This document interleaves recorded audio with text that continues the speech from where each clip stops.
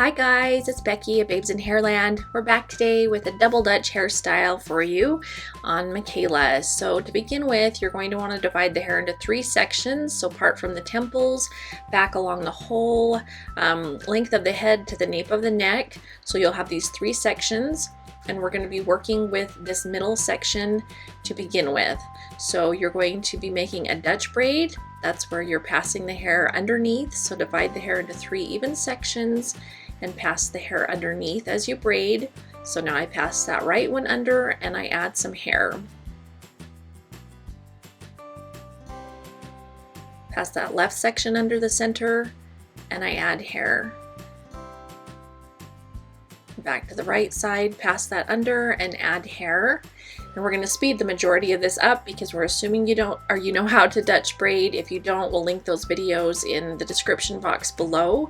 But you're going to be braiding this section all the way down until you reach the nape of the neck. And I will go back and adjust this braid and all the braiding in this whole style as I go, but you don't want it real tight. I wanted it to be almost as wide as that parted out section. So pancake that and pull on the edges so it's wider. Now here at the nape of the neck, when I'm done adding hair, I'm going to divide that middle section of the braid in half, and I'm going to pull part of it to the left side there and part to the right. And this is where we're going to stop with this middle braid for the time being. So take a clip and you're going to want to clamp off the right side of that braid as well as the left side here. And then moving on to the right side, you're going to make another Dutch braid where you're passing the hair underneath and just braid clear until the nape of the neck when you have no more hair to add.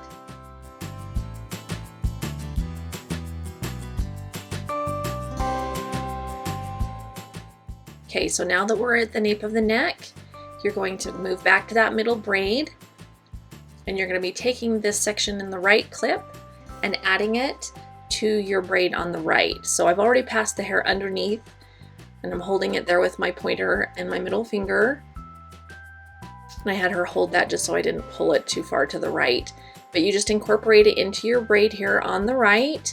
And again, pancaking things helps all the strands look the same here at the bottom because one of the sections is a bit thicker since I added that from the middle braid over there. So adjust that as you need and secure the end with an elastic. And then over here on the left side, you're going to do the exact same thing. Make a 3rd Dutch braid.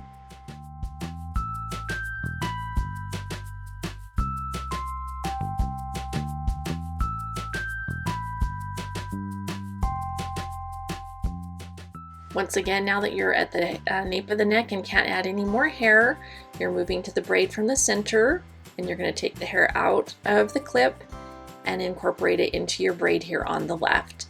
And the key is just not to pull too hard one way or the other so that braid stays going down the center, but also joins both braids on the left and right nicely. So just go and continue braiding down and pancake and adjust the braids as you need and secure the end with another elastic.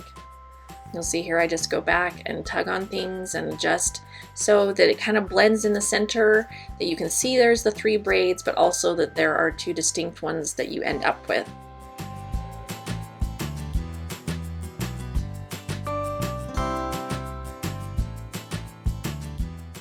So here you have it. That's pretty much all there is to this style. You can adjust and pancake these things as much as you want to make them wider. We wanted it just about as wide as that center part.